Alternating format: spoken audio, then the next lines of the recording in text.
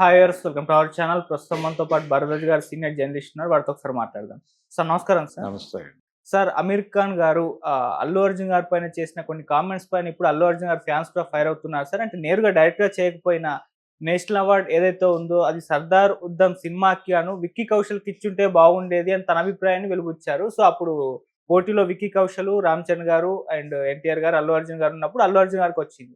మరి ఇప్పుడు అంటే అమీర్ ఖాన్ ఇష్టపడట్లేదా అల్లు అర్జున్ గారికి నేషనల్ అవార్డు రావడం అన్న వేలో చర్చ జరుగుతుంది. ఆయన కామెంట్స్ మీరు ఏ విధంగా చూస్తారు సార్? అంటే రకరకాల కోణాల్లో దీని మీద చర్చ జరుగుతుంది. ఆయన ఎప్పుడు అన్నాడు, ఇప్పుడు దేనికన్నాడు అనేది పక్కన పెట్టేసి, అంటే ఒక సౌత్ సినిమాకి నేషనల్ అవార్డు రావటం అనేది చాలా ప్రైడ్. పైగా తెలుగు హీరోకి మొదటిసారి జాతీయ ఉత్తమ నటుడు పురస్కారం దక్కటం అనేది చాలా సెలబ్రేట్ చేసుకున్నటువంటి ఒక మూమెంట్. అది చరిత్రలో ఒక రికార్డుగా మిగిలిపోయినటువంటి ఒక సందర్భం. అయితే ఈ అవార్డు ఎలా పొందారో అందరికీ తెలుసు అని ఆల్రెడీ రకరకాలుగా మాట్లాడారు దాని మీద. ఈ ప్రాసెస్లోనే ఆయన అంటే నేరుగా అల్లు అర్జునే 2 ఇంటర్వ్యూల్లో 2 విధాలుగా రెస్పాండ్ అయ్యాడు దాని మీద. అంటే జాతీయ పురస్కారం వచ్చినప్పుడు ఆయన రియాక్ట్ అయిన పద్ధతి ఏంటంటే, నేను ఊహించలేదు అని చెప్పాడు. అయితే ఈ మధ్య ఒక ఇంటర్వ్యూలో, అంటే బాలకృష్ణ గారితో ఆయన చేసినటువంటి అన్స్టాపబుల్ షోలో, ఈ జాతీయ పురస్కారం కొట్టి తీరాలి, ఎందుకు రాలేదు అని తెలిసింది నాకు. ఇప్పటిదాకా తెలుగు హీరోలకు ఎవరికి జాతీయ ఉత్తమ నటుడు పురస్కారం రాలేదు అని తెలుసుకుని ఎట్టి పరిస్థితుల్లోనూ కొట్టాలని ప్రతి సీన్ని అలా మేము చేసుకుంటూ వెళ్ళాం అని చెప్పాడు ఆయన. ఆ రోజేమో ఇది అన్ఎక్స్పెక్టెడ్గా వచ్చింది అని చెప్పేసి ఇన్నోసెన్స్ స్టేట్మెంట్ ఇచ్చాడు. ఈరోజేమో మేము వాంటెడ్గా డిజైన్ చేసింది అని చెప్పాడు. ఆల్రెడీ అదో చర్చ జరుగుతోంది. దాని మీద కూడా అల్లు అర్జున్ అభిమానులు కొంచెం హార్ష్గానే రియాక్ట్ అయ్యారు అప్పుడు కూడా. అయితే ఇప్పుడు వాంటెడ్గా అమీర్ ఖాన్ ఇచ్చినటువంటి ఒక ప్రకటనని సర్క్యులేట్ చేస్తున్నారు చాలామంది. ఇది కూడా అంటే ఇప్పుడు ఈ సంధ్యా థియేటర్ అది సంఘటన నేపథ్యంలో వాంటెడ్గానే దీన్ని సర్క్యులేట్ చేస్తున్నారు అనేది అల్లు అర్జున్ అభిమానుల ఆవేదన. ఇది తన అంటే ఆయనతో పోటీలో బరిలో ఉన్నటువంటి హీరోల అభిమానులు వాంటెడ్గా చేస్తున్నారు అనేది ఫీల్ అవుతున్నారు. కానీ నిజానికి అమీర్ ఖాన్ అన్న మాట ఏంటంటే, ఆ సంవత్సరం విడుదలైనటువంటి సినిమాల్లో ఇది దాదాపు 3 ఏళ్ల క్రితం గొడవ.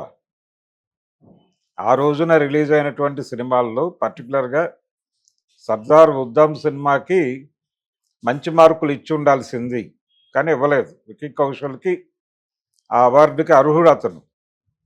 కానీ అతనికి ఇవ్వకుండా పుష్పకి ఇవ్వటం, అల్లు అర్జున్కి ఇవ్వటం అంటే ఏ యాంగిల్లో చూసుంటుంది అవార్డు కమిటీ అనేది ఆయన ఒక పరిశోధన చేసిన పద్ధతిలో మాట్లాడి పుష్ప అనేది బాక్సాఫీస్ దగ్గర మంచి రెవెన్యూ కలెక్ట్ చేసింది.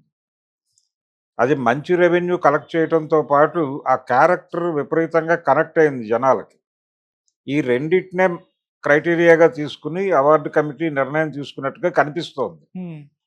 ఎందుకంటే అవార్డు కమిటీలో ఉన్నటువంటి వాళ్ళు తదనంతర కాలంలో మాట్లాడిన వివిధ సందర్భాల్లో మాట్లాడినప్పుడు కొంతమంది వ్యక్తం చేసినటువంటి అభిప్రాయాలు ఏంటంటే, ఈ మేనరిజం పుష్ప క్యారెక్టర్లో అల్లు అర్జున్ మేనరిజంకి విపరీతమైనటువంటి రెస్పాన్స్ వచ్చింది. చాలామంది అనుకరించారు దాన్ని. పర్టికులర్గా ఒక పాటలో అతని అభినయాన్ని రకరకాలుగా రీల్స్ గాను అలా చేశారు. అది విపరీతంగా జనంలోకి వెళ్ళిపోయింది అనేది కూడా జడ్జిల మనసుల మీద ప్రభావం చూపించి ఉండొచ్చు అన్న పద్ధతిలో కొంతమంది జడ్జిలు బయట మాట్లాడారు. ఈ సందర్భాన్ని ఇవన్నీ పరిగణనలో తీసుకుని కమర్షియల్ సక్సెస్కి మాత్రమే విలువ ఉంటుందా అవార్డుల కమిటీలో? నిజానికి అంతకుముందు ఈ పరిస్థితి లేదు. గతంలో ఎలా ఉండేదంటే, కమర్షియల్ సినిమాల కంటే కూడా ఆర్ట్ సినిమాలకు ఎక్కువ ప్రాధాన్యత దక్కేది.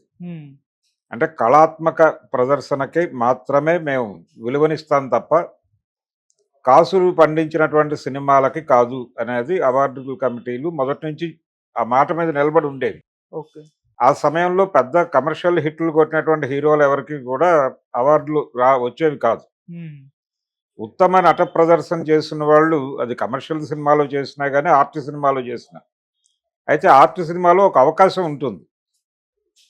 ఆర్ట్ సినిమా అనేది ఆర్ట్ సినిమా అని అన్నప్పుడే అనటంలోనే అక్కడ కళకి ప్రాధాన్యత ఉంటుంది అనేది అది ఆ పదం వెనకాల ఉన్నటువంటి అర్థం. అలా ఆర్ట్ సినిమాల్లో నటించినటువంటి వాళ్ళకి ప్రముఖంగా అవార్డులు వచ్చేవి. అది నజీరుద్దీన్ షాకి కావచ్చు, లేకపోతే ఒక దశలో శంకర్ నాగ్, అనంత నాగ్ వాళ్ళకి కావచ్చు, హ్మ్.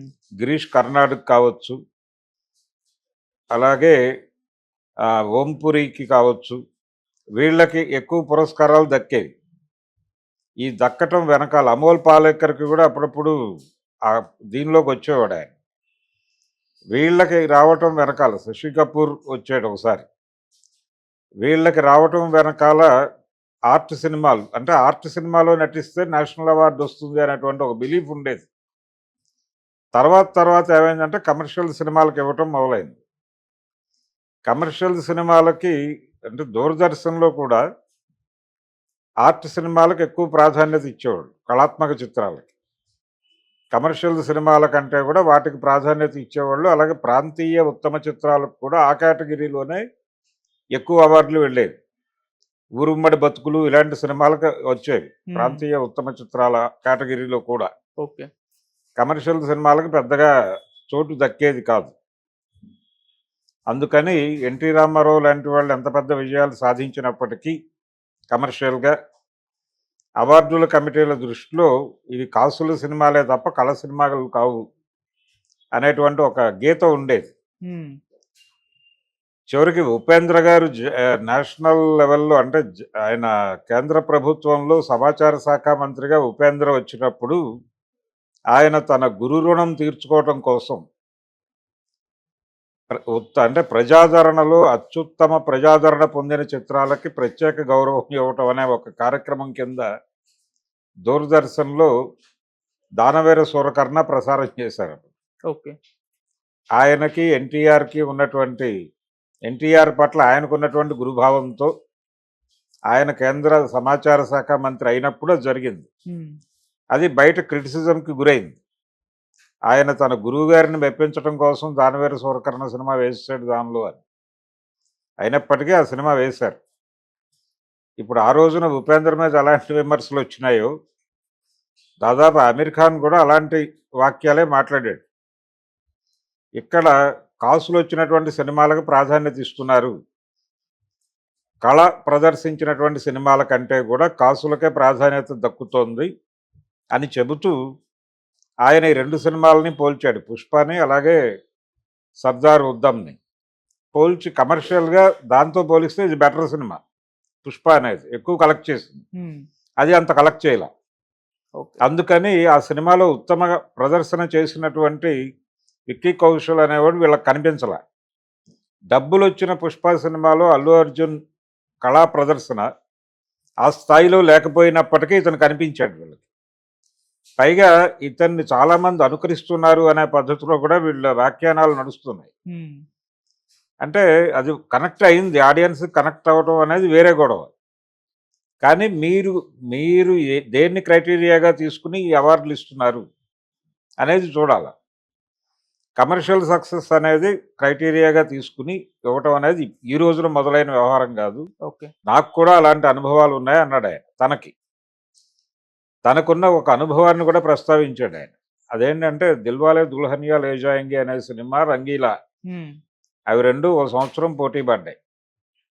పోటీ పడ్డప్పుడు 'రంగీలాలో' తను ప్రదర్శించినటువంటి నటనకి తనకి అవార్డు వస్తుందని ఈయన అనుకున్నాడు హ్మ్. అమీర్ ఖాన్.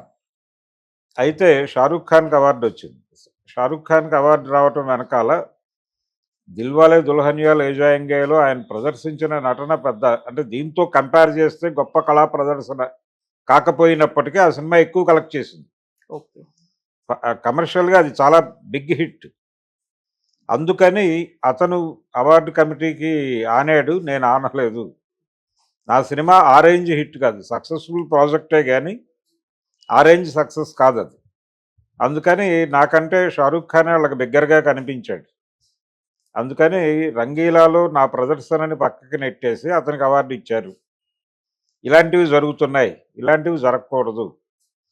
ఉత్తమ కళా ప్రదర్శనకి మాత్రమే జాతీయ ఉత్తమ నటుడు లేకపోతే జాతీయ ఉత్తమ పురస్కారాలు దక్కాలి అనేది నా ఆకాంక్ష అన్నాడు. అయితే దీన్ని ఒక టాలీవుడ్ సినిమాకి రావటం పట్ల బాలీవుడ్ వాళ్ళు ఎలా అక్కసు వెళ్ళగక్కుతున్నారో చూడండి అన్న టోన్‌లో కూడా ప్రచారం జరుగుతోంది. ఓకే. ఇది అలాంటి అక్కసు వ్యక్తం చేయటమో, వెళ్ళగక్కటమో కాదు. ఆయన గొడవ ఏంటంటే commercial cinema, art cinema. Art cinema అనేది లేదిప్పుడు. కమర్షియల్ సినిమాకి, ఆర్ట్ సినిమాకి ఉన్నటువంటి గీతని చెరిపేశారు 90ల్లోనే. హ్మ్. ఆ చెరిపేసినటువంటి దర్శకుల్లో రామ్ గోపాల్ వర్మ వస్తాడు, అలాగే మణిరత్నం వస్తాడు. వీళ్ళందరూ చేసిన పని అదే. ఓకే. ఒక రకంగా వీళ్ళకంటే ఒక అడుగు ముందు భారతీరాజా గారు కూడా అదే పని చేశాడు. కమర్షియల్ సినిమాని ఆర్ట్ సినిమాకి ఉన్నటువంటి తేడాని చెరిపేసి కమర్షియల్ సినిమాని ఆర్ట్ ఫార్మెట్లో తీయటం అనే ఒక కొత్త మెథడ్ని ఇంజెక్ట్ చేశారు వీళ్ళు. హ్మ్. ఇది ఒక రకంగా గ్లోబలైజేషన్ ప్రభావం కూడా కావచ్చు. ఓకే. వాస్తవిక దృష్టితో కమర్షియల్ సినిమాని తీయటం. కమర్షియల్ సినిమా గ్రామర్ మారింది. హ్మ్. భారతీరాజా, తర్వాత వర్మ, తర్వాత మణిరత్నం వీళ్ళ చేతుల మీదుగా. అలాగే హిందీలో కూడా చంద్ర లాంటి డైరెక్టర్లు ఈ ధోరణిలో వెళ్ళారు. అంతకుముందు ఉన్నటువంటి మన్మోహన్ దేశాయ్ లాంటి డైరెక్టర్ల కంటే వీళ్ళు భిన్నంగా వెళ్ళారు. చోప్రా గారు వీళ్ళకంటే భిన్నంగా వెళ్ళారు. సిప్పీలు వీళ్ళు తీసినటువంటి సినిమాలకు భిన్నమైన సినిమాలు ఈ చంద్ర లాంటి వాళ్ళు తీశారు. అలా ఈ గీత చెరిగిపోయిన సందర్భంలో ఏ సినిమాకైనా అవార్డు దక్కటం అనేది మొదలైంది. ఇది కూడా మార్కెట్ ఎకానమీ డేస్లో మొదలైంది 90ల తర్వాత. అసలు ఆర్ట్ సినిమా డైరెక్టర్లే విడిగా లేరు. ఆ రోజుల్లో ఉండేది. అంటే సత్యజిత్ రే, మృణాల్ సేను, లేకపోతే ఇక్కడ రాజూర్ గోపాల్ ఇలా ఉండేవాళ్ళు కొంతమంది. భరతన్ వీళ్ళ సినిమాలకి అవార్డులు వచ్చేవి. హ్మ్. భారతీరాజా గారికి కూడా వచ్చేవి అలాగే. ఇలా జాతీయ పురస్కారాల దర్శకులు, జాతీయ ఉత్తమ నటుడు పురస్కారాల నటులు విడిగా ఉండేవాళ్ళు. ఓకే. ఇప్పుడు అది లేదు. అది పోయి చాలా కాలం అయింది. కాకపోతే ఈయన ఇప్పటికీ ఆ ఆవేదన వ్యక్తం చేస్తున్నాడు. ఉన్నంతలో ఉత్తమ కళా ప్రదర్శన చేసిన వాళ్ళకి అవకాశం ఇవ్వండి, కమర్షియల్ సినిమాల వైపు వెళ్ళకండి. అంటే కమర్షియల్ సినిమా అని కాదు కానీ డబ్బులు కలెక్ట్ చేసిన సినిమా మీదే మీ దృష్టి పడుతోంది. అందుకని నాకు ఆ రోజున 'రంగీలా' టైంలో అన్యాయం జరిగింది. హ్మ్. 'దిల్వాలే దుల్హనియా లే జాయేంగే'కి వెళ్ళిపోయింది అవార్డు. ఈ రోజున విక్కీ కౌశల్ ఉత్తమ కళా ప్రదర్శన చేసినటువంటి 'సర్దార్ ఉద్దమ్'ని పక్కన పెట్టేసి 'పుష్ప' సినిమాకి అవార్డు ఇచ్చారు. 'పుష్ప' సినిమా కంపారిటివ్గా ఎక్కువ కలెక్ట్ చేసింది. అందుకని అల్లు అర్జున్కి అవార్డు ఇచ్చారు. అల్లు అర్జున్ చేసింది ఏమీ లేదు. కంపేర్ చేస్తే, విక్కీతో కంపేర్ చేస్తే ఇతను చేసిన అద్భుతాలు ఏమీ లేవు అనేది ఆయన ప్రధానంగా చెప్పింది. హ్మ్. అంటే ఆయన ఆవేదన వెనకాల కాసులు వచ్చే సినిమాలను చూస్తున్నారు, కళాత్మక సినిమాలను చూడటం లేదు అనేది ఒక ఆవేదన ప్రధానంగా ఉంది. అంతే తప్ప బాలీవుడ్ హీరోలు టాలీవుడ్ హీరోలకు అవార్డులు రావడం పట్ల అక్కసు వెళ్ళగక్కటంగా ఆయన మాట్లాడలేదు. హ్మ్. తనకి షారూఖ్ ఖాన్కి మధ్య జరిగినటువంటి పోటీ ప్రస్తావన కూడా చేశాడు. సో జాతీయ స్థాయిలో జరుగుతున్నటువంటి వ్యవహార శైలి మీద మాత్రమే మాట్లాడాడు తప్ప ఇక్కడేమి ఆయన పర్టికులర్గా టాలీవుడ్ మీద ఏదో కడుపు మంటతో మాట్లాడిన మాటగా అనుకోనక్కర్లేదు. ఓకే. కానీ అలా ఫోకస్ అవుతోంది. హ్మ్. అలా ప్రొజెక్ట్ అంటే కొంతమంది అలా ప్రొజెక్ట్ చేస్తున్నారు. ఇంకొంతమంది ఏమో పర్టికులర్గా అల్లు అర్జున్ అభిమానుల్లో ఈ అభిప్రాయం బాగా ఉంది. హ్మ్.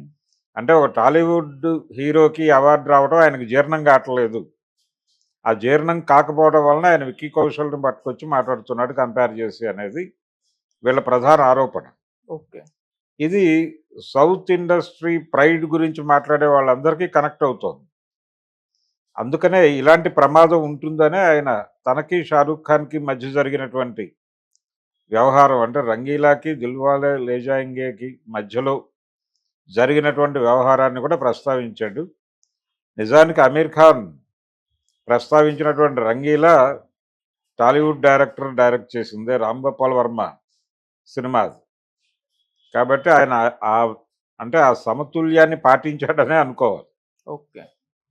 ఆయనకు అవార్డు రావటం అంటే వర్మకు వచ్చినట్టే. వర్మ కూడా టాలీవుడ్ ఓడే. కాబట్టి టాలీవుడ్ ఓడికి రాలేదని, ఒక టాలీవుడ్ ఓడికి వచ్చిందని ఇంకో టాలీవుడ్ ఓడికి రాలేదని ఒకేసారి ఎలా బాధపడతాడు ఆయన? అంటే ఆయనకు ఆ దృష్టి లేదు అనేది మనం అర్థం చేసుకోవాలి. ఓకే.